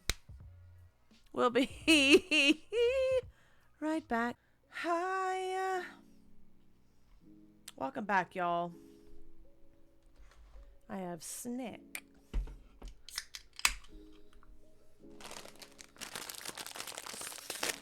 Thank y'all so much for being here, by the way. Whether you're watching live or watching later on Twitch or on YouTube. All my socials are potatum with the number 8, by the way. And this stream will live on YouTube within the next couple of days. I'll have it up. Maybe tomorrow. Spoons permitting. And if you want to check out my merch, potatum.com with the number 8. I have over 40 collections all designed by me. All kinds of cool shit, including this. I don't belong here. UFO shirt. Super comfy. It's soft as fuck.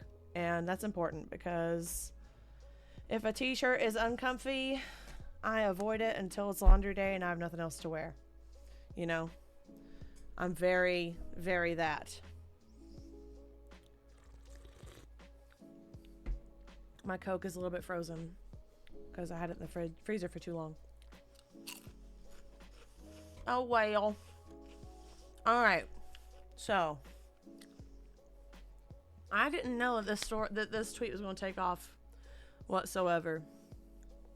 And I'm just going to read them to y'all because I'm going to be scrolling through and I don't want any... I don't know what's going to be shown and I don't want any gross shit to be shown, potentially, so... But I said, folks with experience, I'll just show you real quick what the tweet is. In the service industry, I want to hear your personal horror stories with customers. The worst, the scariest, the moments that still haunt you at random times of the day. I want it all. Some folks think we're exaggerating. I'll show them how bad it can get, right?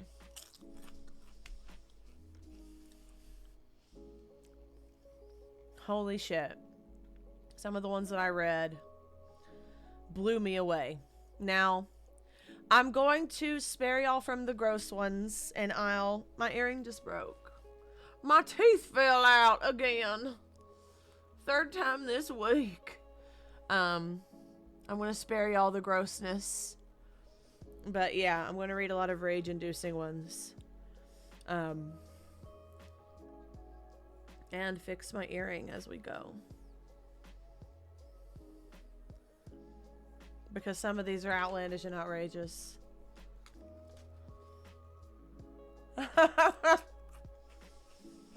And some of these are so ridiculous that they're funny. And a woman ordered a latte. I made her the latte. She sat 10 feet from me and drank most of it, then came up and yelled at me because I served her a half-full latte. Space Age Brain, thank you for being here, and you are so fucking correct. There's nothing more humbling than working in the service industry. I used to work at this overpriced hotel restaurant where they would charge like fucking $28 for a burger, just ridiculous, and I was treated like a pest, you know? And it just never stopped. It never stopped, and it never got better. And the pay was not worth it.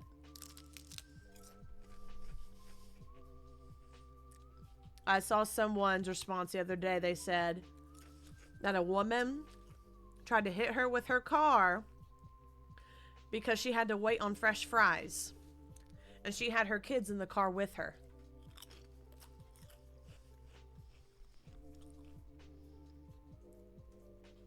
Setting a real fine example there.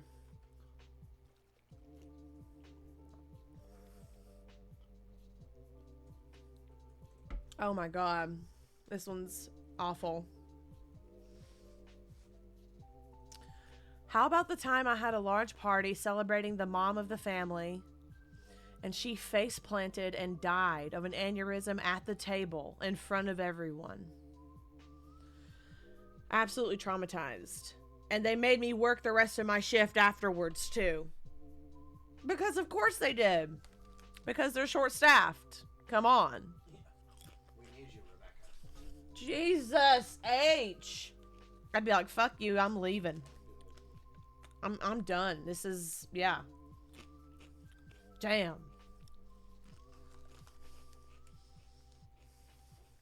Got a ton of disgusting ones. A ton of fucking creepy ones. A lot of, like, people being followed and harassed and stalked and, like, touched by customers. Just, like, every variation of horror you could possibly imagine. Every scenario you could possibly think of. It's in these comments. I promise you.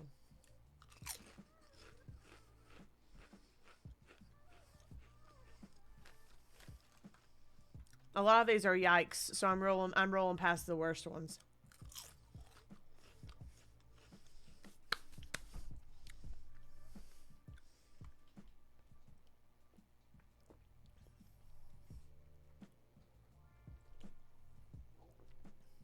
Oh no. This one's bad. This one's bad. This one's really bad. When I worked in retail, a lady started crying about her dog dying. Should I credit these? I'm sorry. I'll have to go back and see and credit these on YouTube, but I'll go ahead and credit these from now on. These are all responses under my post. I'm just not doing it on camera for gross sake. But this is from Yeet the Zionist at A Little Strawberry.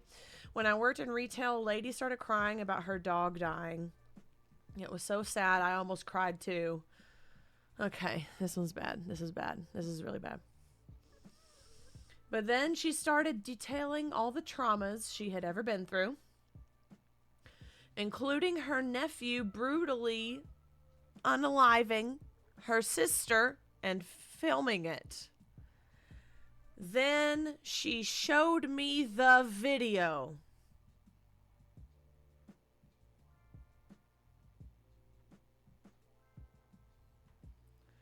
I'm so sorry, but I have no respect for people who trap people who can't leave work and then do shit like this to them. Make them uncomfortable. People throw around the term trauma dumping a lot, but this is literally trauma dumping on someone who's on the clock, who can't leave.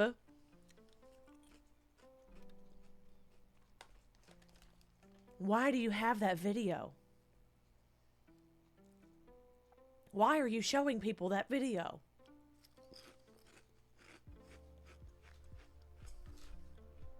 What kind of sadistic pleasure are you getting from that? No.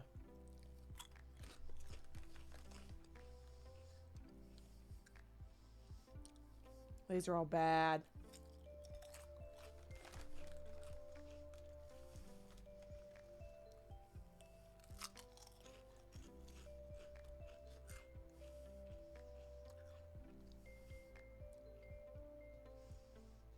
No. These are worth the read. Go read them. I'm just finding some that are rated G or PG-13 at most. Nothing gross. Oh yeah, Atlas. I gotta read yours on here. At Atlas Pronto. Had a guy tell me I should quit my job. One of my first mornings at a bakery and cafe because I laughed and said, "We only do mixed drinks here," after he smugly walked up to me and requested a shot. Apparently, I was supposed to assume he meant espresso. Say what you mean and mean what you say. I would never have guessed that. Me either. I've been like, we don't do alcohol here, man. Hello? Oh my god. Is it bakery? Alright, so, funnily enough, in all these comments, I remember I told y'all about that one Liberty Patriot Chadley guy who was like, your daughter is exaggerating. She hasn't been through anything. She needs to find new work, right? That's the reason for this whole post. That lady, this is her comment right here. She said, that guy, the Patriot Chadley, said that he would fire my daughter for talking negatively about her customers to me, her mother. Because Chadley loved to let me know that he is an employer and he has employees and he has a business. And I should be grateful for how customers treat me. And everyone should be grateful because they provide for you.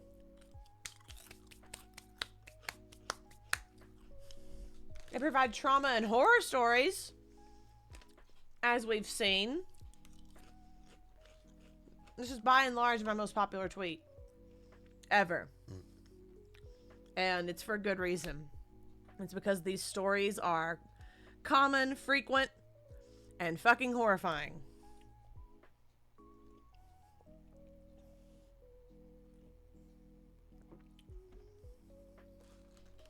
A lot of death threats. A lot of death threats. A lot of weapons being brandished at people.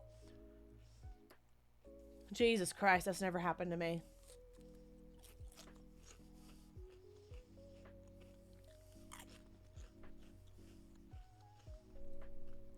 I gotta tell y'all, one of my horror stories that popped up in my head as I was reading some of these. So, let's set the scene. It's 2011. I'm 20 years old. It's like the summer between my freshman and sophomore year of college. And I'm working at Ulta, the makeup store, the beauty store, right? And I'm like cashier and like keeping everything nice around the front and helping customers if they go to the Bare Mineral bar, you know? And, oh my God, dude. This one day, this lady comes in with another lady. They're probably both in their 40s. And one of the ladies has gauze wrapped around her head, her entire head, all the way around her chin and everything, and had like gauze tucked in her chin on both sides, mouth and her both sides. And she wanted somebody to do her makeup. And I was at the cash register and the manager asked me to do her makeup. So I said, okay, sure. So she had grabbed, oh my God. Okay. Before the story continues, this is a very important, but very pertinent. Just a quick BRB.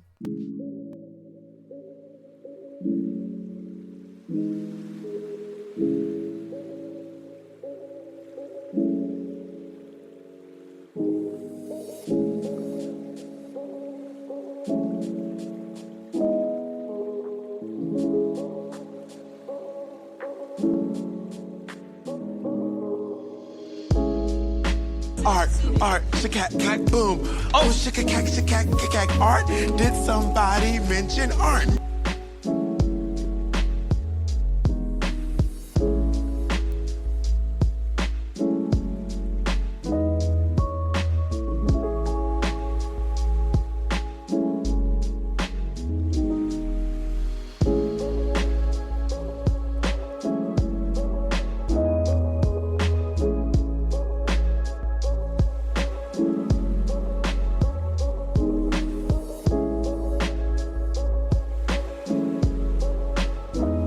Okay.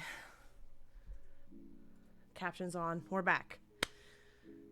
Tried to be quick, thus the windedness, but it's very important. So, this woman had been looking around the samples, and she wanted to try this brand new True Blood palette by Tarte.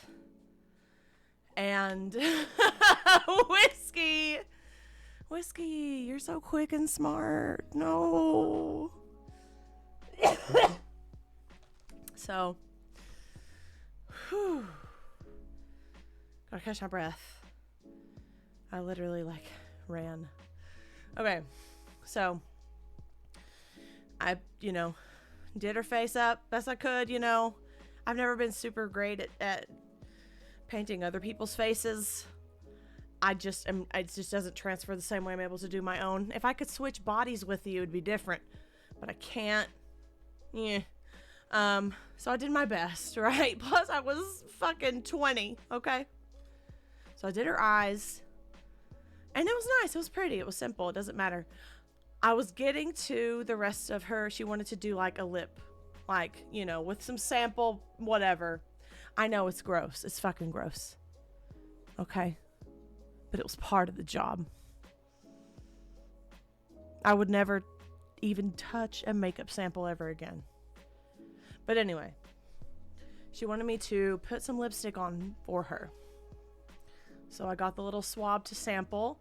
Now, warning, this is going to get just a little bit gross, but I'll be quick and I won't be graphic. But I'll be direct and honest. All right? So, start putting the lipstick on her. And all of a sudden, her mouth starts bleeding. A lot. And it's exiting the confines of her mouth at that point. So I try to keep my calm as best as I can. I just step back and I just go, "Oh, I think you're bleeding." And she's like, "Oh, I'm sure it's okay." And I'm like, "No." And I showed her the mirror. She's like, "Oh my God." So she's like, "Okay, I need to go to the bathroom and clean this up." I was like, "Okay, I'm going to step away. I have customers. I need to go wash my hands and shit." I was a little fucking grossed out. You know what I mean? So I wash my hands, get back to the cash register, do my thing for a couple of minutes. Maybe half an hour has gone by and she's still in the bathroom. And I double back to the station to make sure I'd cleaned everything up. I was kind of frantic and panicked. So I saw that the station was already cleaned and I was like, I must have already put the palette back, or maybe someone saw it and put it back for me, whatever. Good. One less thing for me to do because it's the back of the store. Well, 45 minutes go by and she's still in there, and it's a one-seater bathroom, and people are starting to be like, "Okay, what's going on?" So I go back there to kind of see what's up, and on the way back I walk by the stand that had the True Blood palette place in the Tarte, the True Blood collection, and the palette was missing. So I was like, let me go see if it's back at where I had it. And I look and it's not there either. And I remember this lady had brought with her just a satchel. Just one of those huge squares that has the simple beach tote that's knitted straw and had stuff draped over it. It was mad sus looking back on it. But of course I didn't think anything of it at the time, because why would I? So I went to the manager and I was like, I hope I'm wrong, and I'm probably just overreacting, but I think that this person might have that palette, because I didn't put it back. I didn't see anyone else go over there. She has a bag the size of a toddler. The math is mathing, right? Well, It turns out that she did have the pallet, and she had a whole bunch of other items too. And she was going to like stay in there for a while until she thought that no one else was going to see her, and then just like make a dash for the door. So she had to give everything back, and then she was kicked out of the store. But that's... I did thwart a shoplifter. That wasn't what was most important to me. I was most like, is she like dying in the bathroom? She was bleeding from her mouth. But the reason why I went to BRB is because I still have that palette from 13 years ago. And no, I do not use it. But I can't bring myself to get rid of it. And it's been through the fucking ringer. But I kept it because it's the most unique looking. Like, I've never seen another palette that looks like this. But Lord have mercy, it is in pieces, y'all. But this is the True Blood palette from 2011. And as you can see, the cover... the cover has left the chat. And, it has a nice mirror. Ooh. I might recommission it. But there it is. And it came with a little drawer. What is this? Eyeliner and mascara maybe? And the shit I took out? But yeah, dude. This lady had one of these in her Mary Poppins bag. And, I saved the day. And no, the police didn't have to get involved. So I don't feel like I am a class traitor or anything like that. Plus, you know, during living in a pandemic, I feel differently about doing what we have to do to survive. Of course, I don't believe that a makeup palette falls in that territory, but, you know, I feel differently about some shit. But anyway. Yeah, that's my, one of my stories. All right. I gotta find some more on here. A lot of, like, this customer that was, like, 30 years older than me would hit on me and wait for me after work.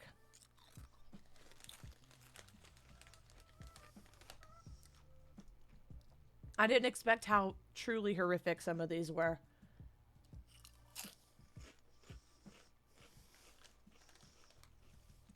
A lot of cleaning up fluids in bathrooms.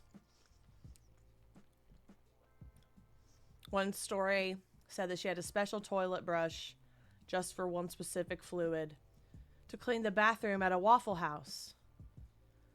A Waffle House. Anyway.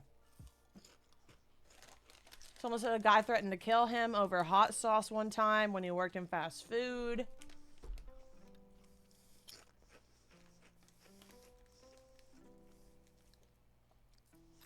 I've had credit cards thrown at me as well.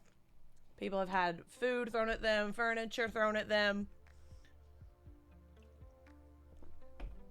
I'm glad that this thread got the attention it got because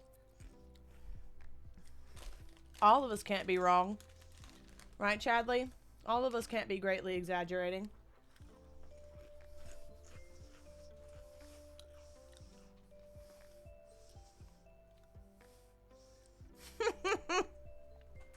A man once did a disturbing, slow, hissy speech in front of his horrified date about how he deserved the best service and I was nothing after his card was declined.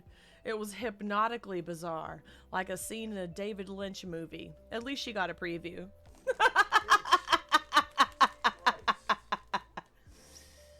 Oh.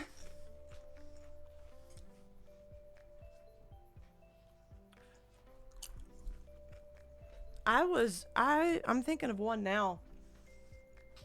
I wasn't the employee, but I witnessed someone else's customer horror story. The first time I was in New York City, I visited the Empire State Building at night. It was fucking packed.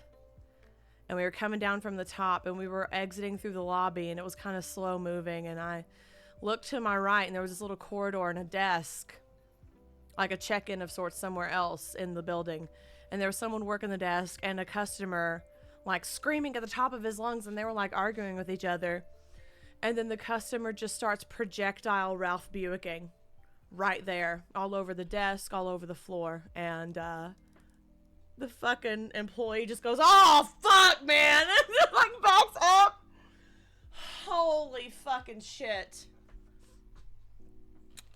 I would have to go home at that point. I wouldn't be able to work the rest of my shift. That would change me, I think. That would change me.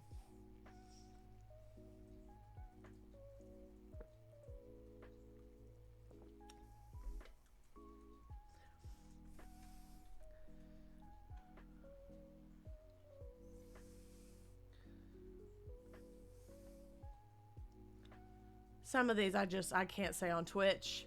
And I'm surprised that they're on Twitter. No. Alright. This segment is turning out to be a lot less shareable than I expected, but I really am trying to find some. Oh, good. Good, yeah. This one's fucked up and infuriating, but not too gross or anything for Twitch. Years ago when I worked at a fast food place... Wow. Pardon. A guest was upset about something. He got so angry that he grabbed a handful of money, threw it in my face, and yelled at me that I must have been fucking my boss to work there. My boss was standing next to me and said and did nothing. Wow. I read one the other day that was like, this guy started following me home after work. I worked somewhere where I closed late at night.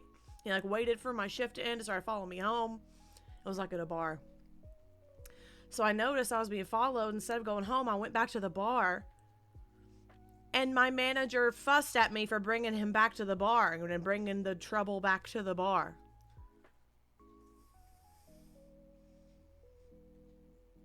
But I bet you in that interview, the boss said, "Oh yeah, we're all a family here. We treat each other like family when we need somebody to cover our shift."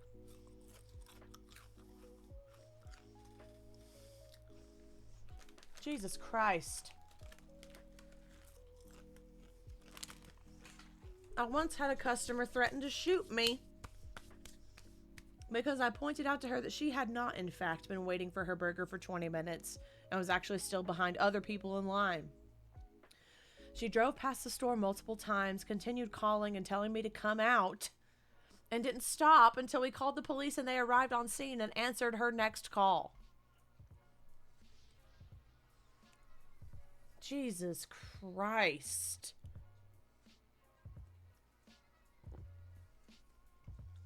No. No. Oh, man. I'm laughing at the way that they worded it. Not at what happened, but... It's Mr. going crazy. Don't worry about him. Where is he? Under the chair.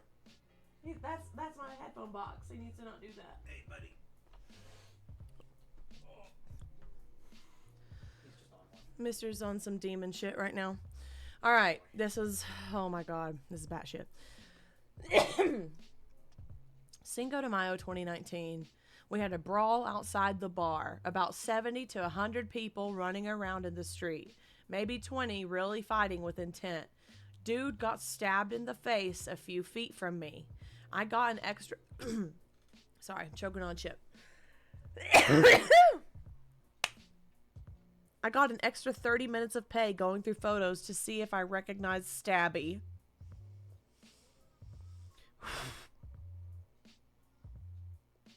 You didn't have to say it like that. But... Not Stabby. $13 an hour. Stabby Jones. I hope that person's okay. I really do. Oh, man. Alright. I do have specific stories, but without going into detail here. Working retail to local Target. The amount of times the bathrooms were completely destroyed. The walls, the facilities, the floors, the sinks, etc. It's too high to count. I worked at the store for 2 to 3 years. They have a policy of checking the restrooms every half hour. Still, people found the time every 29 minutes like clockwork. Hold on. Mister really is choosing demon time right now. Here, look. You want to smell my True Blood palette? Come here. He does want to smell it. Come a little closer. Yeah. Come here. You want to say hi to the people? He literally jumped away. I found an extra chip on the desk. Score. All right. All right. Target, destroyed bathrooms, whatever. Okay. Likewise, working at a local grocery store, just the general disrespect / not my problem level of shoppers is appalling. Take ice cream from the freezer, leave it on the shelf. Destruction of product, theft. Yeah, Jesus Christ. I didn't think about that. All the perishables that get fucked because they're on the fucking shelf all day, like milk and, I don't know, ice cream and meltable shit. We had a regular that would always show up right at store closing, barge his way in through managers that were locking doors, only to wander around trying to chat with workers for 10 or 20 minutes before purchasing a single apple and getting uptight about being locked in the store. You know, the worst kind of person. Most of the workers didn't even know his name. We called him Jerry, cutting off conversations like, "The store is closed, Jerry." We had to ask him to leave at least twice a week. Get out of here, Jerry! Oh, Jerry. Oh, sorry. That Coke is coming back to haunt me. Oh, boy. Okay. Not my story, but my husband's. Brand new McDonald's, where he was one of the launch managers. 2 weeks into being open, a woman went into labor and had a baby mid-dinner rush in his bathroom stall. How do you not name that baby Ronald? Or Grimace?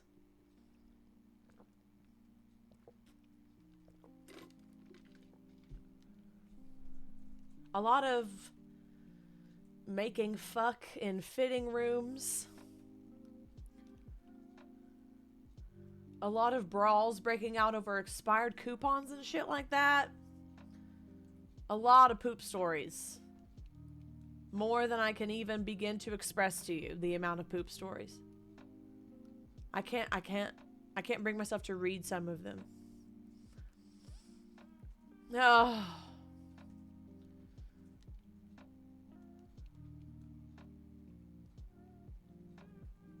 Oh my God. Not only do we have a nightmare story, someone retaliated. And they put it on the internet. Alright. I was read to filth and dressed down by a 12-year-old cheerleader because her burger looked disgusting, ordering me around like a pleb and sending things back because she could.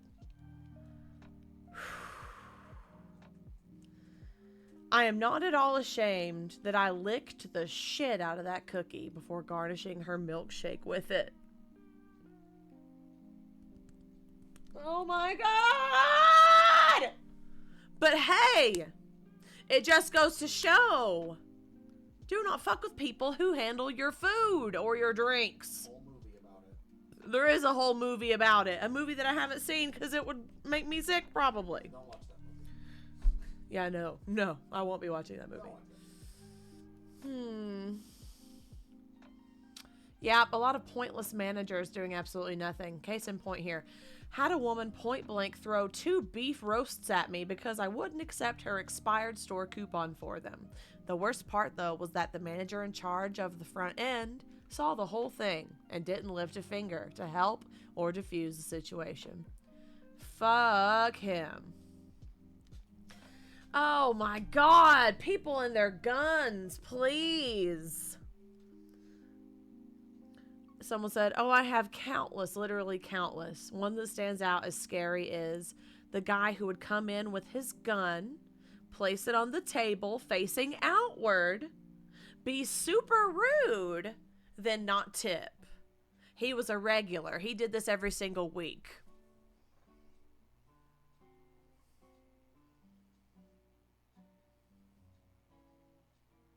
What? I'd be like, I'm not taking that guy. Yeah, I would be like, no, I'm not. That's not my table. That's not my section. No. Absolutely would refuse. Texas, probably. Or fucking Michigan. Ask me how I know. Let's see. Let's find a few more and then I'm going to call it. Thank y'all so much for hanging out, by the way. This is really nice to get on here and chat and hear from y'all and do a big catharsis, you know, and hold space for y'all to do the same.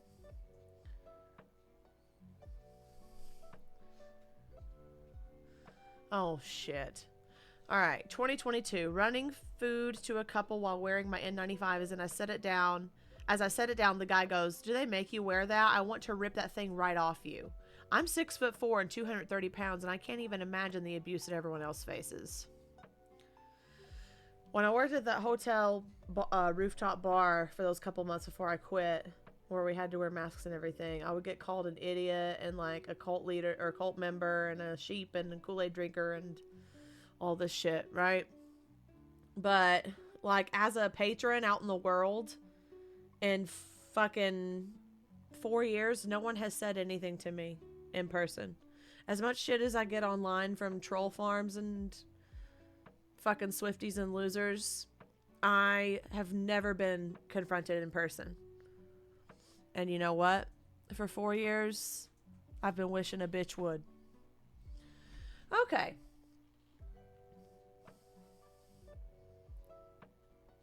Let's find one more good one and then I'm going to call it because my butt is numb. And sometimes that has to be the natural timer of things.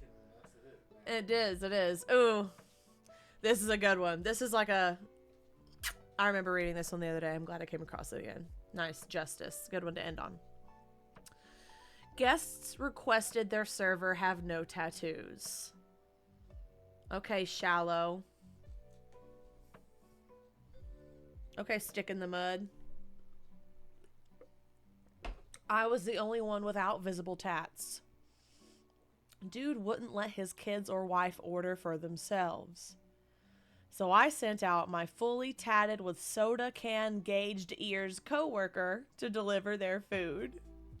He got offended and sat in the car while the wife got the boxes. Fuck you, bro. Like, I'm so sorry. Yeah. And people with empathy are snowflakes. Got it. Okay. Yeah. Anybody who can't get past someone's appearance in order to, you know, complete the interaction at hand or have the conversation or hear someone out even, like, that's some weak sauce shit you gotta figure out on your own, bud, you know? That's just like chef's kiss. Perfect. What I would give to have seen the look on his face and his huff and puff and pink-faced ass in the car. We love to see it. Oh, man. Chef's kiss indeed. Fragile indeed. It's the fragility for me. It really is. Well, y'all, another one in the books. I think I'm going to call it here. It's good to get this shit off my chest. It's good to hold space for y'all to also get the shit off your chest. Or at the very least to realize, you know what, I'm not the only one that feels these things. It's good to hear someone else say it out loud. Because I always get that feeling when I hear other people just letting it all out, you know? Letting it rip, because holding it all in is impossible and exhausting and physically painful for me. So,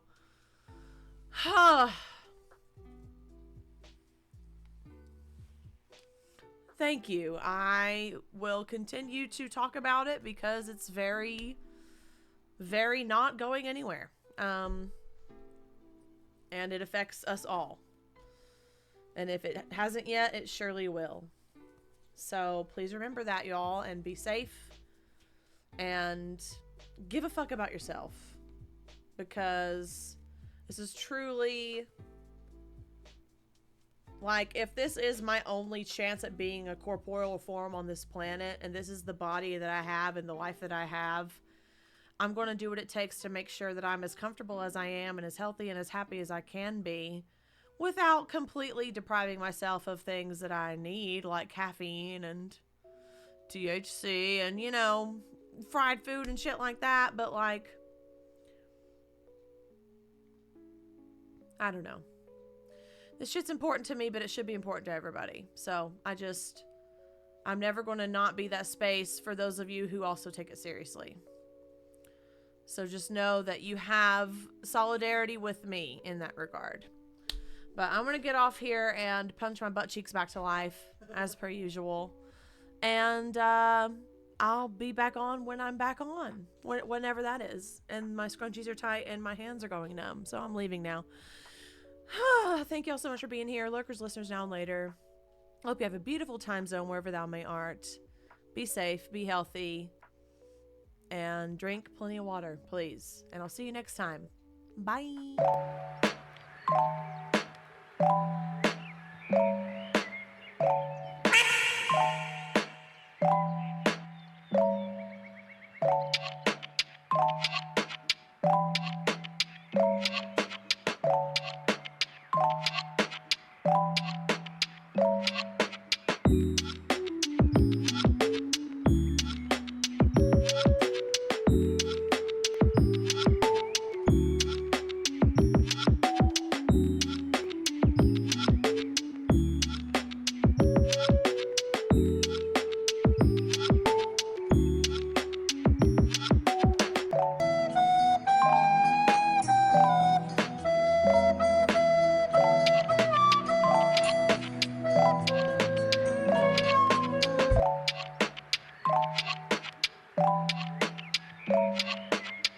Helicopter, helicopter.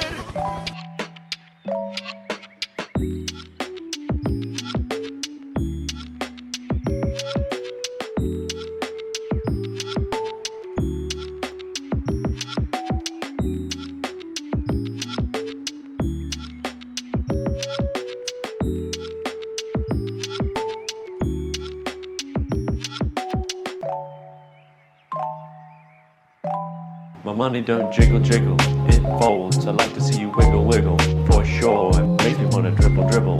You know, riding in my Fiat, you really have to see it.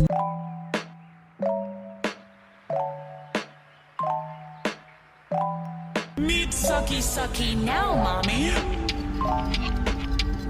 Mommy's milk.